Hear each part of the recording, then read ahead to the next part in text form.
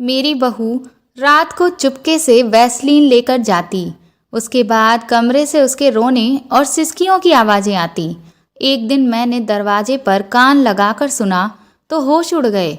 बेटे ने बहू से कहा, पीछे घूम। और फिर, मेरा नाम सरला है। मेरे परिवार में सिर्फ मैं, मेरे पति, मेरा बेटा अविनाश और बेटी संध्या ही है। हम गांव में रहते थे, लेकिन बच्चों को अच्छी शिक्षा देने के लिए हमने शहर भेज दिया था। मैंने अपनी बेटी की शादी कर दी थी और अब मैं अपने बेटे के लिए अच्छी लड़कियों के रिश्ते देख रही थी, क्योंकि मेरे बेटे की भी अच्छी नौकरी लग चुकी थी और वह दूसरे शहर में रहकर नौकरी कर रहा था। मेरे एक रिश्तेदार ने हमें अपनी पहचान की एक लड़की का रिश्ता बताया।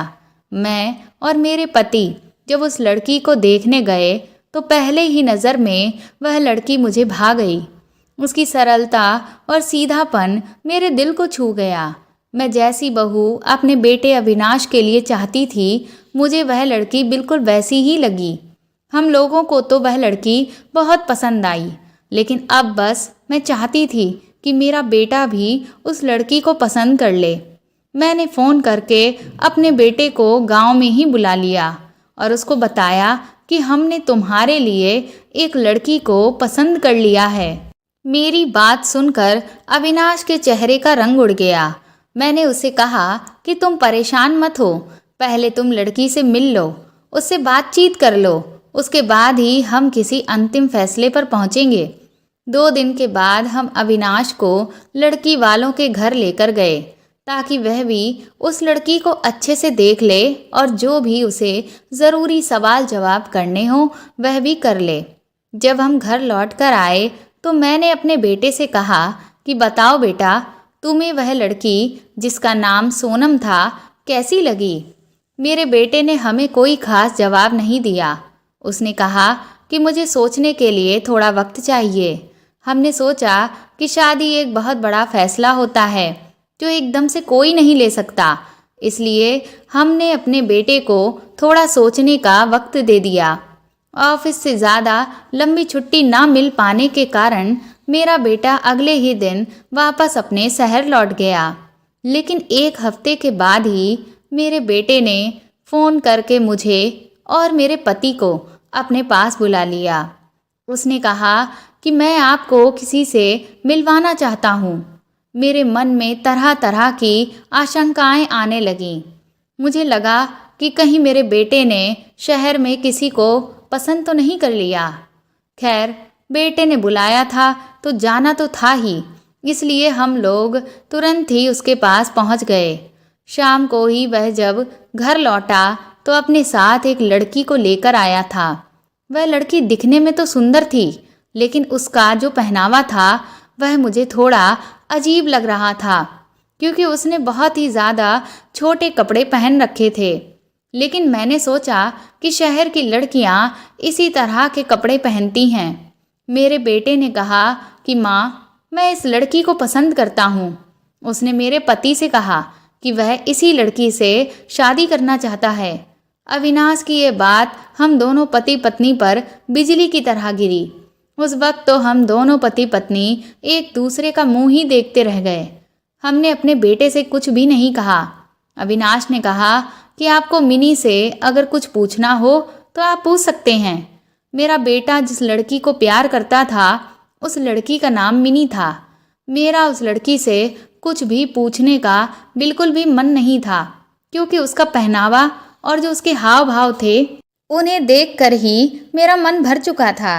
लेकिन अपने बेटे की खुशी की खातिर मैंने उससे 1-2 सवाल किए तो उसका साफ कहना ये था कि वह जॉइंट फैमिली में बिल्कुल भी एडजस्ट नहीं कर सकती है और शादी के बाद भी वह इसी तरह के कपड़े पहनेगी। वह एक मॉडर्न लड़की है जो गांव की देहाती औरतों की तरह नहीं रह सकती है। मिनी का 2 टूक जवाब सुनकर उससे आगे कुछ कहने सुनने की मेरी कोई हिम्मत नहीं हुई। जब मिनी चली गई तो मैंने अपने बेटे को समझाने की कोशिश की कि बेटा, तुम्हें भले ही आज ऐसा लग रहा है कि ये लड़की तुम्हारे लिए सही है, लेकिन मेरी बात मानो, ये लड़की तुम्हारे जीवन साथी बनने के काबिल नहीं है। मेरी बात सुनकर अविनाश गुस्से में आ गया और बोला, माँ, आप तो पूरी जिंदगी गांव में रही हैं और आप क्या जाने शहर की लड़कियां कैसी होती हैं। वह बहुत अच्छी पढ़ी लिखी लड़की है जो आज नौकरी कर रही है, अपने पैरों पर खड़ी है और उसे पूरा हक है कि वह अपने जीवन में जो चाहे वह करे। उसका जो मन हो वह वो पहन सकती है। मैंने अपने बेटे को समझाने की कोशिश की कि बात सिर्फ पहनावे की नहीं है बेटा, हर इंसान में संस्कार होना बहुत ज़रूरी होता है, जो कि मुझे उस लड़की में कहीं भी किसी भी तरह से दिखाई नहीं दिए। मेरे पति ने भी अविनाश को समझाने की बहुत कोशिश की, लेकिन वो था कि मानने को तैयार ही नहीं था। उसके बाद हमने सोचा कि अगर हमारा बेटा उस लड़की के साथ ही खुश है तो हमें भी उसकी खुशी में ही खुश रहना चाहिए। इसलिए हमने अविनाश से कह दिया कि तुम्हें जैसा ठीक लगे अब तुम वैसा ही करो। एक हफ्ते बाद हम लोगों को जब घर वापस जाना था तो हमने अविनाश को समझाया कि अगर वह शादी करेगा तो हमारी पसंद की लड़की से ही करेगा, क्योंकि जो उसकी पसंद है वह हमें हरगिज भी नहीं पसंद है। हमारी बात सुनकर अविनाश बुरी तरह से भड़क गया। वह बोला कि आप लोग मेरे प्यार को समझने की कोशिश ही नहीं कर रहे हैं। अगर आप इस शादी के खिलाफ भी होंगे तो भी मैं मिनी से शादी हर हाल में करके ही रहूँगा। मैं और मेरे पति गांव वापस लौट आए थे, लेकिन अब हम अपने बेटे का फैसला सुनकर बहुत ही ज़्यादा दुखी थे, क्योंकि हम एक ऐसी लड़की को अपने घर की बहू हरगिज नहीं बना सकते थे जिसमें संस्कार नाम की कोई चीज़ ही नहीं थी। दूसरी तरफ सोनम के घर वालों का हमारे पास बार बार फ़ोन आ रहा था कि हमारा जो भी फैसला हो उन्हें जल्द से जल्द बताएं। इसीलिए मेरे पति ने अविनाश को फ़ोन करके कह दिया कि अगर वह मिनी से शादी करेगा तो उसे हमारी जायदाद में से 1 रुपए का भी हिस्सा नहीं मिलेगा। ये बात सुनकर अविनाश बुरी तरह से डर गया और 3 दिन के बाद ही उसने फ़ोन करके कहा कि वह हमारी पसंद की लड़की से शादी करने के लिए तैयार है।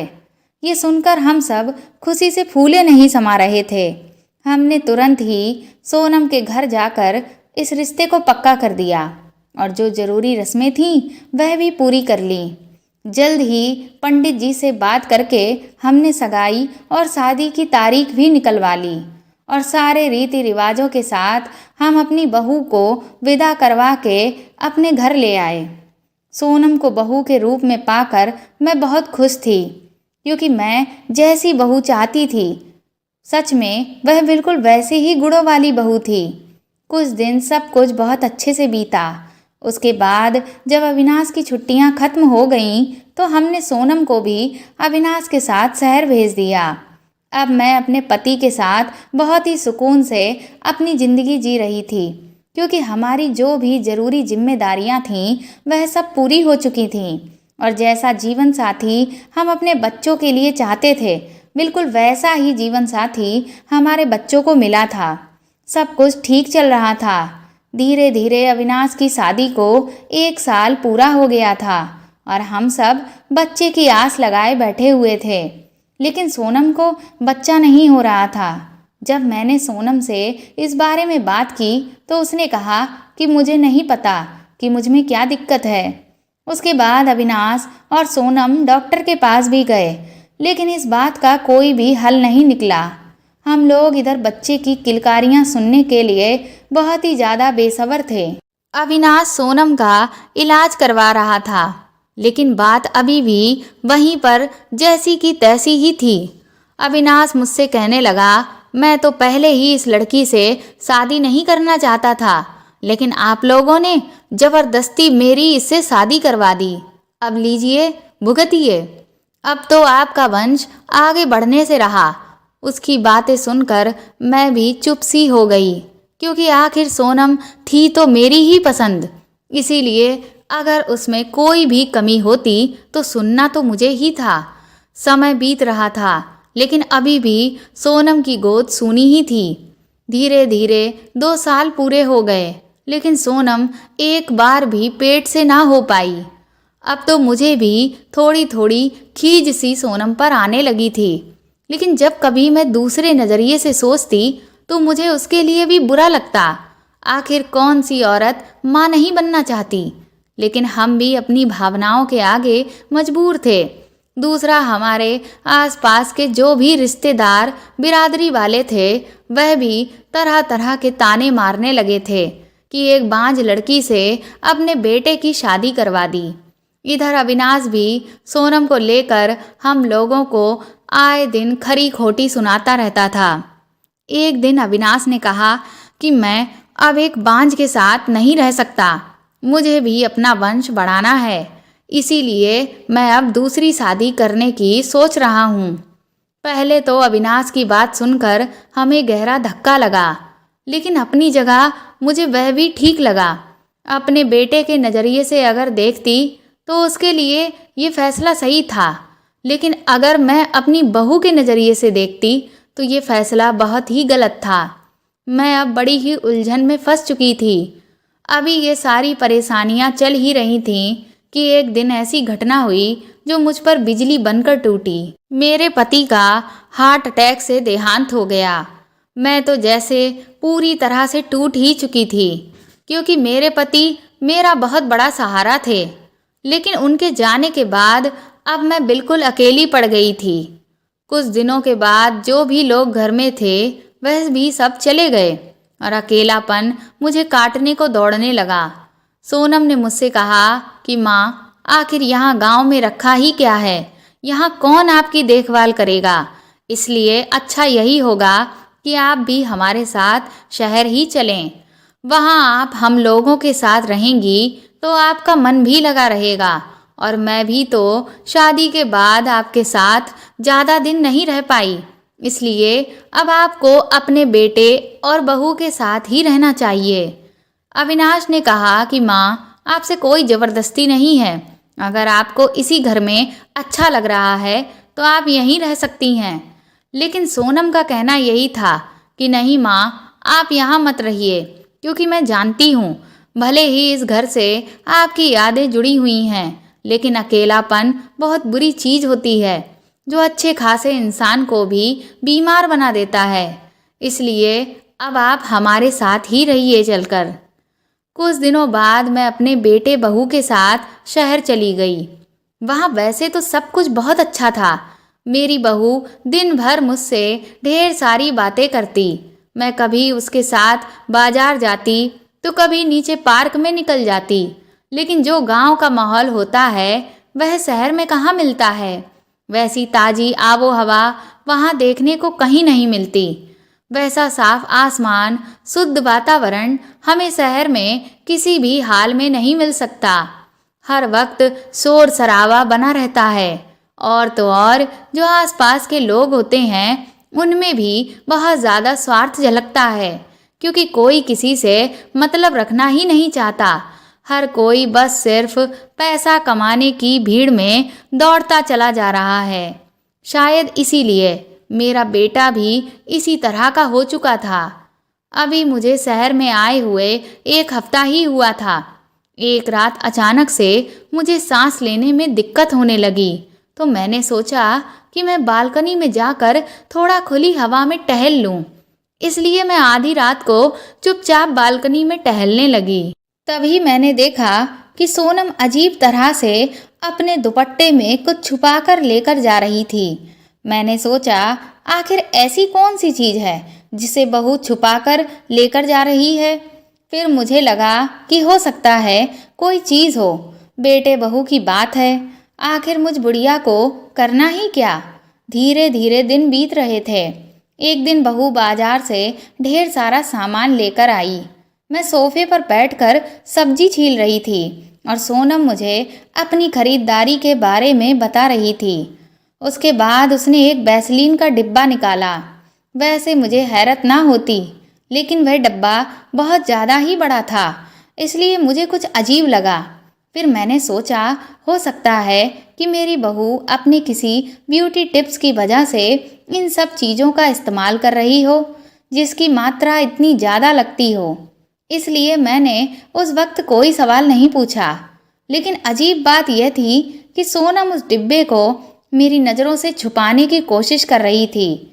करीब 1 महीना ही बीता था कि अगले महीने सोनम जब फिर से खरीदारी करने गई तो उस दिन मैं उसके सामान निकलवाने में मदद करने लगी। मैंने जैसे ही बैग में हाथ डाला तो देखा कि आज वह फिर से एक बहुत बड़ा वैसलीन का डिब्बा लेकर आई थी। अब तो मुझे बहुत ही अजीब लगा कि इतनी जल्दी वह पहले वाला डिब्बा आखिर कैसे ख़त्म हो सकता है। मैंने तुरंत ही सोनम से कहा, बेटा तुम इतनी ज़्यादा वैसलीन का आखिर करती क्या हो? मेरी बात सुनकर सोनम बुरी तरह से घबरा गई और उसने एक झटके से मेरे हाथ से उस डिब्बे को ले लिया और तुरंत ही लेकर उसे कमरे में चली गई। जब वह कमरे से लौट कर आई तो उसके चेहरे का रंग उड़ा हुआ था और उसके हाथ धीरे धीरे कांप रहे थे। मैंने एक बार फिर से उससे पूछा तो वह जबरदस्ती की चेहरे पर मुस्कान लाकर बोली, कुछ नहीं माँ जी, वो मैं बस। वह इतना कह ही पाई थी कि तभी अविनाश ऑफिस से लौट आया और वह बात वहीं बीच में ही खत्म हो गई।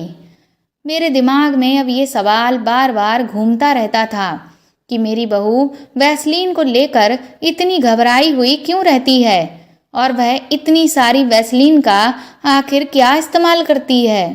इंसान की उम्र जैसे जैसे बढ़ती जाती है उसकी नींद कम होती चली जाती है। मुझे भी कुछ दिनों से रात में नींद नहीं आया करती थी और जब नींद ना आए तो लेटे लेटे और भी ज़्यादा बेचैनी होती है, तो मैं कुछ देर बालकनी में आकर बैठ जाया करती थी। एक रात जब मैं बालकनी से वापस अपने कमरे में जा रही थी तो मैंने अपनी बहू की चीख की आवाज़ सुनी। मैं बुरी तरह से घबरा गई और उसके कमरे के पास गई तो उसकी अजीब सी रोने की और चीखने की आवाज़ आ रही थी। पहले मैंने सोचा कि मैं दरवाज़ा खटखटाकर पूछूं, लेकिन मुझे थोड़ा अजीब लगा, इसलिए मैं चुपचाप अपने कमरे में आकर लेट गई। लेकिन उस पूरी रात मैं चैन से सो नहीं पाई। अगली सुबह मैं जैसे ही उठी मैंने सोनम से पूछा कि बेटा, क्या तुम्हें रात में कोई तकलीफ़ हुई थी? क्या कोई दिक्कत है? तो सोनम ने कहा, नहीं माँ, मुझे कोई भी दिक्कत नहीं है। लेकिन आप ऐसा क्यों पूछ रही हैं?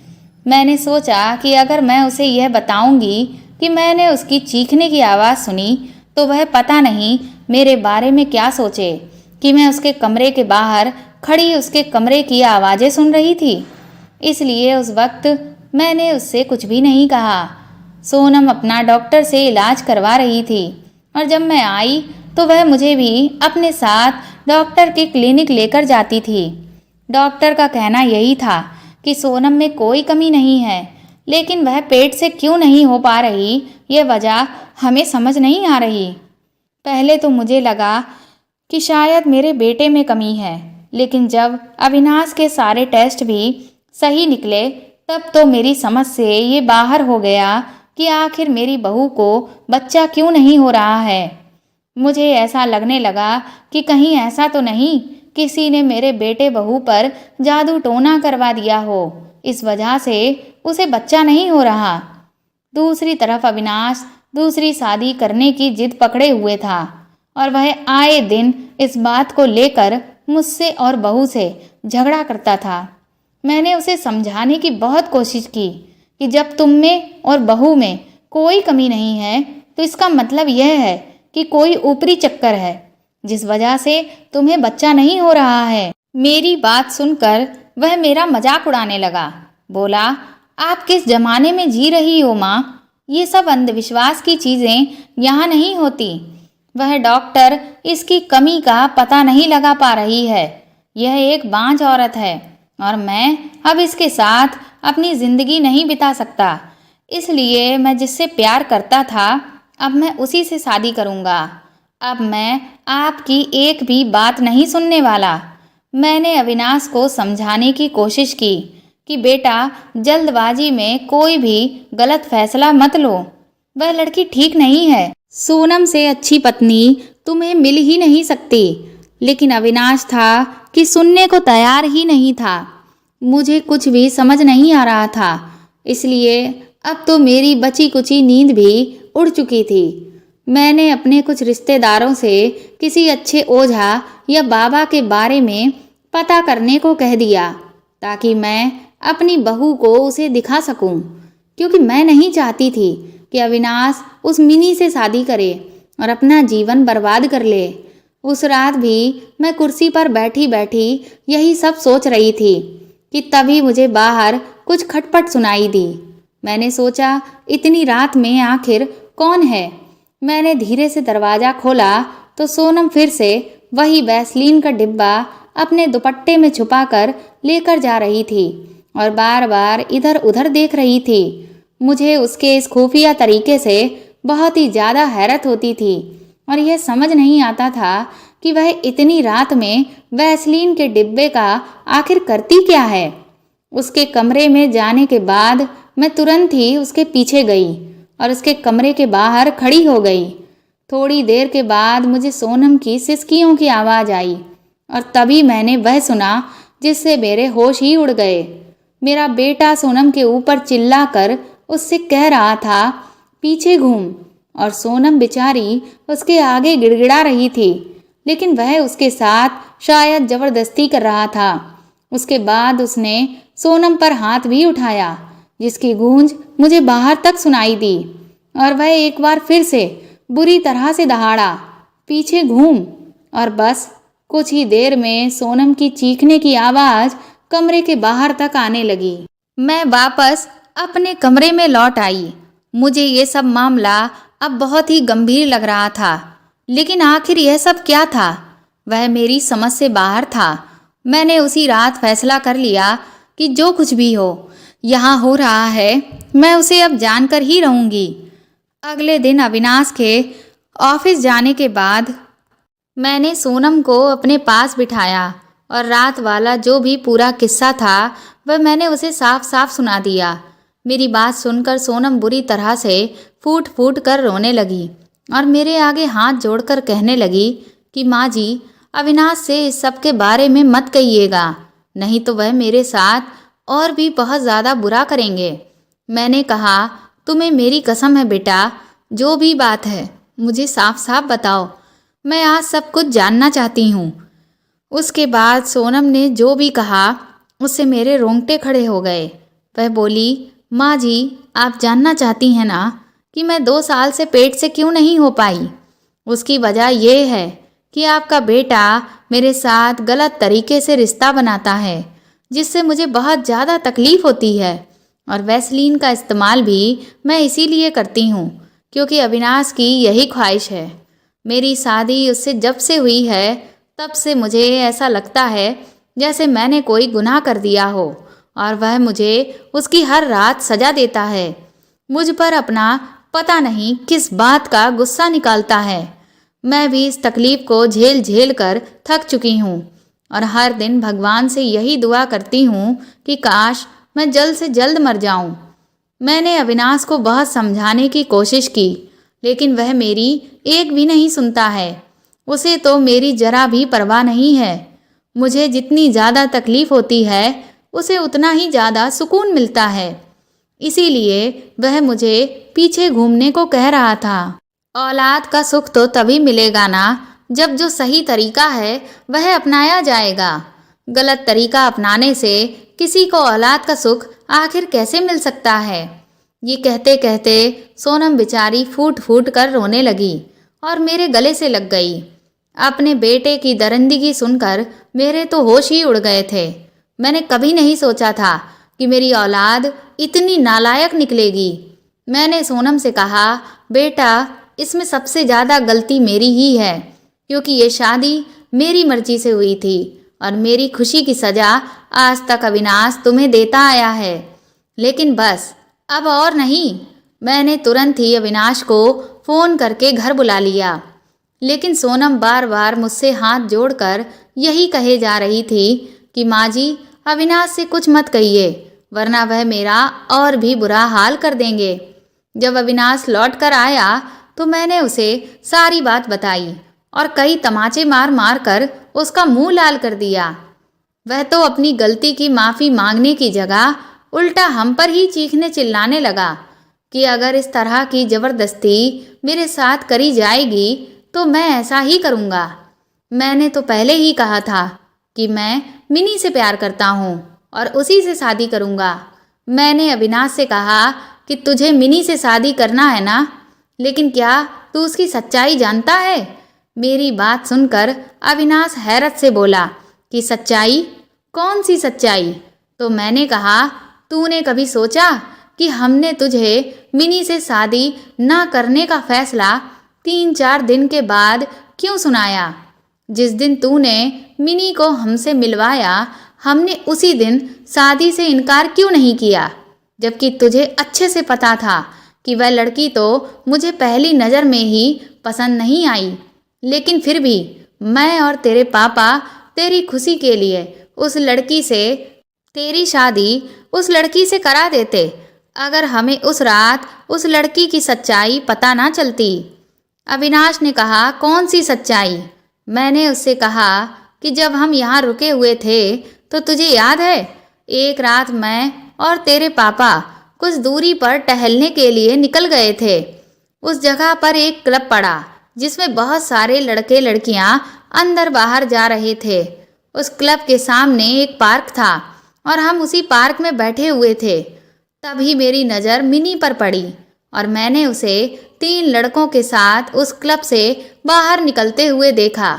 वह उन तीनों के गले में बाहें डाले झूम रही थी। मैं और तेरे पापा अभी ये सब देख ही रहे थे कि उसके बाद वह लड़की उन तीनों लड़कों के साथ एक कार के अंदर जाकर बैठ गई। ये सब देखकर हमें बहुत ही बुरा लग रहा था, क्योंकि मुझे यही अफसोस हो रहा था कि आखिर मेरे बेटे की पसंद ऐसी कैसी हो सकती है। उसके बाद हम लोग धीरे से उस गाड़ी के पास गए और अंदर का जो नज़ारा देखा उसे तो देखकर हमारे होश ही उड़ गए। अंदर वह लड़की उन तीनों लड़कों के साथ। मुझे तो आगे कहते हुए भी शर्म आ रही है बेटा।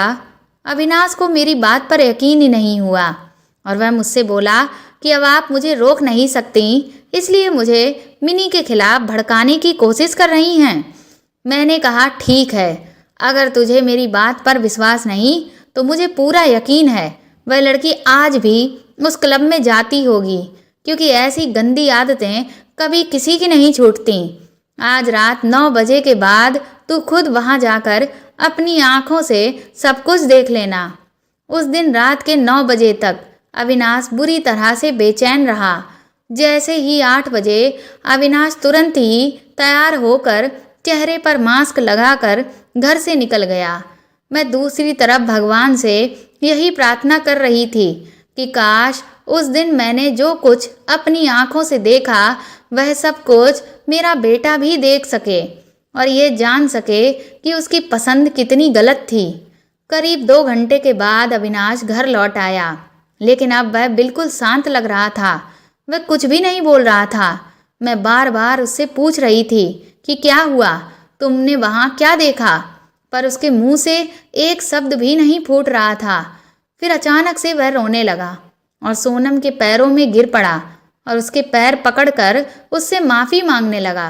सोनम ने उसे तुरंत ही ऊपर उठाया और उससे कहा कि आप ये क्या कर रहे हैं। उसने उसे गले से लगा लिया। अविनाश मुझसे भी माफ़ी मांगने लगा। वह बोला, मेरे गुनाह की कोई माफ़ी नहीं है माँ। मैंने सोनम के साथ जो कुछ किया ऐसा तो इस दुनिया के किसी भी पति ने अपनी पत्नी के साथ नहीं किया होगा। मैंने अविनाश से पूछा कि तुमने आखिर वहाँ क्या देखा। उसके बाद उसने बताया कि उसने आज मिनी को क्लब के अंदर ही एक कमरे में कई सारे लड़कों के साथ। इतना कहते ही वह फिर से रोने लगा। उसके बाद उसने कहा कि दरअसल मुझे मिनी ने ही कहा था कि मैं अगर सोनम के साथ इस तरह का बर्ताव करूँगा तो वह परेशान होकर खुद ही मुझे तलाक दे देगी और फिर हम दोनों आराम से शादी कर लेंगे। लेकिन सोनम तो इतना सब कुछ झेलने के बाद भी मुझे छोड़ने का नाम तक नहीं ले रही थी। उसके बाद हमारे दिमाग में ये विचार आया कि मैं यही सब आगे भी जारी रखूं।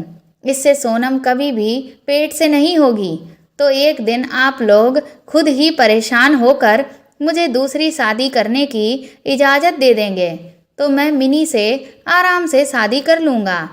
मुझे नहीं पता था कि वह लड़की मेरे साथ इतना बड़ा धोखा कर रही है और मैं उसकी सारी बातें चुपचाप मानता चला जा रहा था, बिना ये सोचे समझे कि मैं एक इंसान पर कितना बड़ा जुल्म कर रहा हूँ। सोनम ने अब तक बिना किसी जुर्म के बहुत कुछ झेला है, इसलिए मैं ये चाहता हूँ कि वह मुझे तलाक दे दे। मेरे जैसा दरिंदा पति वह डिज़र्व ही नहीं करती। सोनम को तो ऐसा पति मिलना चाहिए जो उसे खूब प्यार करे, उसकी देखभाल करे, उसकी इज्जत करे। उसने तो मुझे बहुत कुछ दिया, पर मैं उस पर जुल्म करता रहा, लेकिन वह फिर भी मेरे साथ प्यार से ही पेश आती रही। अविनाश ने कहा, लेकिन माँ, आपने मुझे यह सच्चाई उसी दिन क्यों नहीं बताई?